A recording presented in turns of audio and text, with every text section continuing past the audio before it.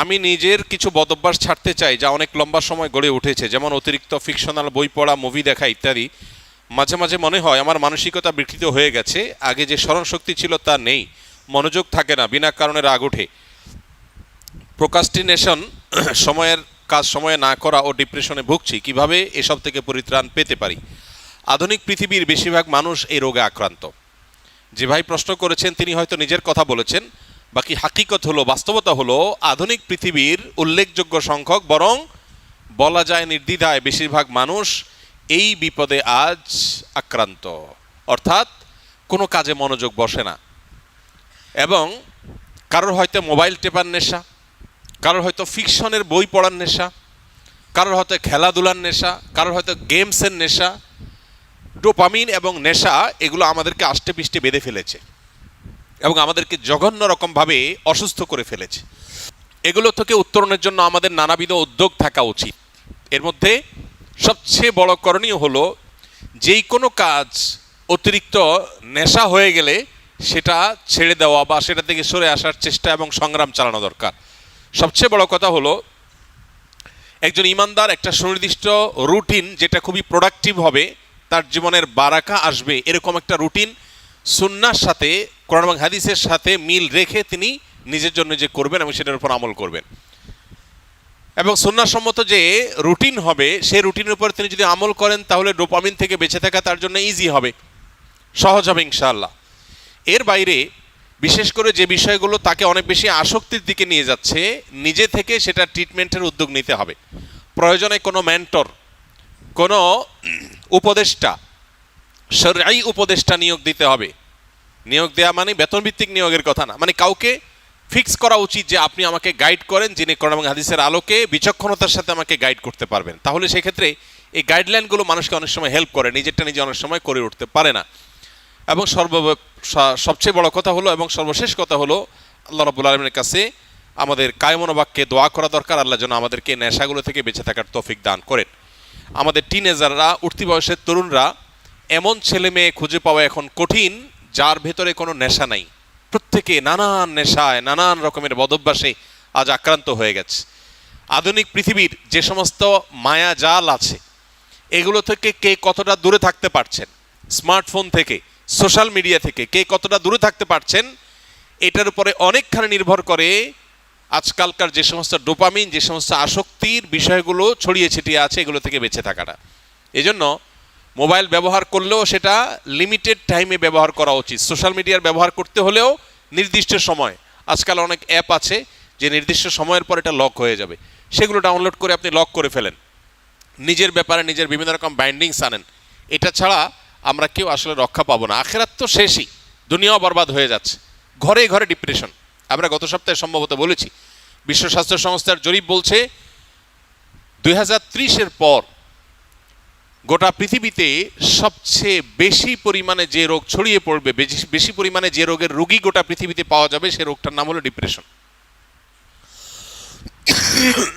আমরা একদিকে দেখতে পাচ্ছি সুখের উপকরণ, নানাবিধ উপকরণ সুখের, এগুলো দিন দিন বাড়ছে। আবার অপর দিকে দেখতে পাচ্ছি পৃথিবীতে দুঃখী মানুষের সংখ্যা, ডিপ্রেসড মানুষের সংখ্যা, পেরেশান মানুষের সংখ্যা, পরিমাণ দিন দিন বাড়ছে। একদিকে আমরা দেখতে পাচ্ছি একটা চিত্র, সিনারিও, যে সুখের বিভিন্ন আইটেমগুলো বাড়ছে, কতভাবে মানুষকে সুখ দেওয়া যায়, দুনিয়াটাকে জান্নাত বানানোর বা একটা দামি জান্নাত বানানোর একটা চেষ্টা, কসরত আমরা একদিকে দেখতে পাই, যে কোনো ত্রুটি, কোনো কষ্ট যেন না হয় মানুষের, সব স্মুথ। এটা একটা সিনারিও। আর আরেকটা সিনারিও হলো প্রত্যেকটা ঘরে ঘরে, বড়রা তো আর বড়রা, মানব ইতিহাসে কখনো বাচ্চারা যেখানে ডিপ্রেসড এরকম ছিল না, এখন ঘরে ঘরে যত আধুনিক, যত উন্নত, যত অগ্রসর, তত বেশি বাচ্চাদের মধ্যেও ডিপ্রেশন বেশি পাওয়া যাচ্ছে, আত্মহত্যার প্রবণতা বাড়ছে। এটা আমাদেরকে বার্তা দেয় জাগতিক এই সমস্ত উন্নতি অগ্রগতির কোনো টুলস মানুষকে সুখী করতে পারে না। আলা বিজিক্রিল্লাহি তাতমাইন্নুল কুলুব, ঈমান এবং নেকামল ছাড়া, আল্লাহর কাছে আত্মসমর্পণ করা ছাড়া পৃথিবী সুখী হতে পারে না। মানুষ বহু কিছুকে ট্রায়াল করবে, কিন্তু তাকে ব্যাক করতে হবে দিন শেষে ইসলামের দিকে। আল্লাহ তাআলা আমাদেরকে বুঝার তৌফিক দান করুন। কোরবানির গোশত 3 ভাগ করার নাকি নিয়ম নেই, কিভাবে বন্টন করা সবচেয়ে উত্তম? মৃত ব্যক্তির নামে কোরবানি দেওয়া যাবে কিনা? কোরবানির জন্য কি পরিমাণ সম্পদের মালিক হতে হয়? কোরবানির গোশত 3 ভাগ করার নাকি নিয়ম নেই, কিভাবে বন্টন করা সবচেয়ে উত্তম? কোরবানির গোশত 3 ভাগ করার নিয়ম নেই, এই কথা ইদানিং খুব বেশি চাউর হচ্ছে। কে বলেছে কোরবানির গোশত 3 ভাগ করার নিয়ম নেই? এখানে একটি ভুলকে সংশোধন করতে গিয়ে আরেকটা ভুল আমরা করে বসছি অনেকে। আর সেটি হলো, কোরবানির গোশত এ সম্পর্কে আল্লাহ রাব্বুল আলামিন কোরআনে হাকিমে বলেছেন, ফাকুলু মিনহা ওয়া আত'ইমু আল কানিআ ওয়াল মু'তাররা। কোরবানি গোশত নিজেরা খাবে এবং সেই সাথে নিজের আত্মীয় স্বজন, গরিব, নিজের আত্মীয় স্বজন, প্রতিবেশী, বন্ধু বান্ধব, আপনজন তাদেরকে খাওয়াবে, আরেক ভাগ গরিব দুঃখী অভাবী মানুষদেরকে দিবে, অর্থাৎ 3 ভাগে ভাগ করবে। এটা মুস্তাহাব, ভালো। যে জিনিসটা আমাদের সমাজের সংশোধনযোগ্য সেটা হলো, সমাজের ভাগ নামে কোনো পশু থেকে থোক গোশত তুলে রেখে 1/3 গোশত সরিয়ে রেখে মোড়ল মাতবররা তাদের মতো করে তারা বন্টন করেন।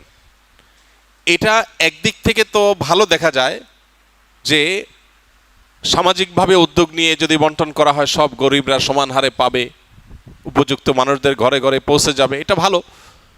এটা আসলেই ভালো তখন যদি শরিকদের কারোর কোনো আপত্তি না থাকে। সবাই যদি বলে হ্যাঁ ঠিক আছে, এটা খুব সুন্দর পদ্ধতি, আমাদের সবার কোনো দায় দাবি নাই, সবার তরফ থেকে একটা গরুতে 7 ভাগে কোরবানি দেওয়া যায়, 7 ভাগ থেকে বা যে কয় ভাগে আছে সবার তরফ থেকে টোটাল গোশতের 3 ভাগের 1 ভাগ রেখে এলাকাতে দায়িত্বশীল যারা আছেন, মুরব্বী যারা আছেন, গণ্যমান্য যারা আছেন, তাদের অধীনে ওলামা একরাম, ইমাম সাহেবদের মাধ্যমে পুরো এলাকাতে গরিবদের মধ্যে বন্টন করা হোক, আমাদের আপত্তি নেই। কারো যদি আপত্তি না থাকে কোনো অসুবিধা নেই, এটা ঠিক আছে। যেহেতু এই জাতীয় ক্ষেত্রে একজন মানুষ তার নিজস্ব কোনো আত্মীয় আছে, গরিব আছে দূরে, তাকে একটু বেশি করে দিবে বা তার মতো করে সে একটু বন্টন করবে, এই বিষয়গুলোর সুযোগ যেহেতু থাকে না ওই সমাজের ভাগ আলাদা করে তুলে ফেলার কারণে, এই জন্য এই বিষয়টা যদি কোনো শরিকদের কারোর আপত্তি থাকে তাহলে এটা উচিত না, তাহলে সেক্ষেত্রে তার হক নষ্ট হবে। কারণ কারোর কোরবানিগ্রস্ত তিনি কি করবেন না করবেন, তাছাড়া 3 ভাগ করার যেহেতু ফরজ না, ওয়াজিব না, আবশ্যক না, অতএব আপনি জোর করে তার কাছ থেকে নেবেন না, এটা হলো মূল বিষয়।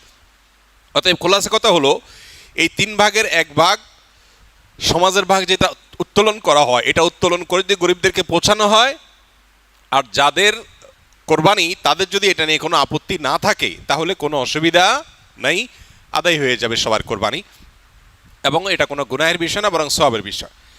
আর যদি কারোর আপত্তি আছে বলে মনে হয় তাহলে সেক্ষেত্রে এটা না করে তারটা তাকে স্বাধীনতা দেওয়া উচিত।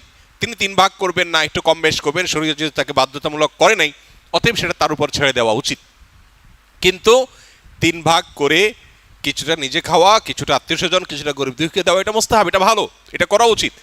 আমরা এখন একটা বাজে দৃশ্য দেখতে পাচ্ছি আমাদের সমাজে, সেটা হলো আমরা লক্ষ্য করছি যে অনেকেই কোরবানি গোশত সব নিয়ে ফ্রিজে তুলছেন। খুবই দুর্ভাগ্যজনক বাস্তবতা।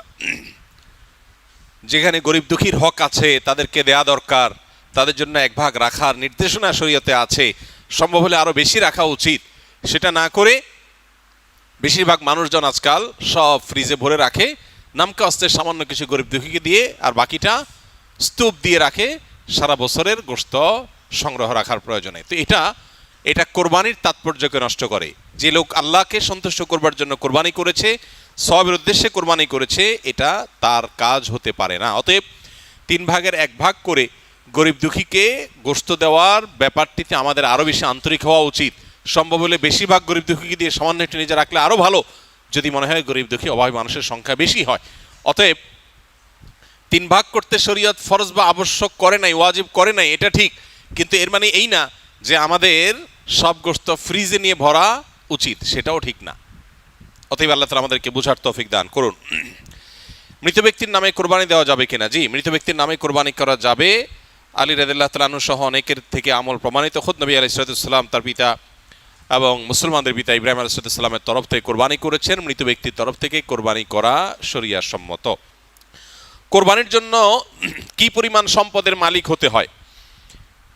কোরবানির ঈদের দিনগুলোতে, ঈদের দিন এবং তার পরে যে আরও 2 দিন 3 দিন ঈদ কোরবানি করা যায়, সর্বসাকুল্যে এই দিনগুলোতে যার কাছে 52.5 তোলা রূপা কিংবা 52.5 তোলা রূপার বাজার মূল্য পরিমাণ টাকা অথবা এ জাতীয় সম্পদ থাকে যেটা জাকাতের সম্পদ হিসাবে কাউন্ট হতে পারে, এরকম সম্পদের মালিক যদি কেউ থাকে ঈদের দিনে, তাহলে সেক্ষেত্রে তার উপরে কোরবানি ফুকায়ে হানাফের মতে ওয়াজিব, অন্য অনেক ওলামাদের মতে সুন্নাহ। এই যে দিনগুলোতে কোরবানি ওয়াজিব বা আবশ্যক, এটার জন্য ওই নেশাব পরিমাণ সম্পদ 52.5 তোলা রূপার সমপরিমাণ সম্পদ এটা 1 বছর থাকা জরুরি না। জাকাতের জন্য 1 বছর থাকলে যখন জাকাত আসে, কোরবানির জন্য 1 বছর থাকা জরুরি না, এই দিনগুলোতে থাকলেই কোরবানি বর্তায়।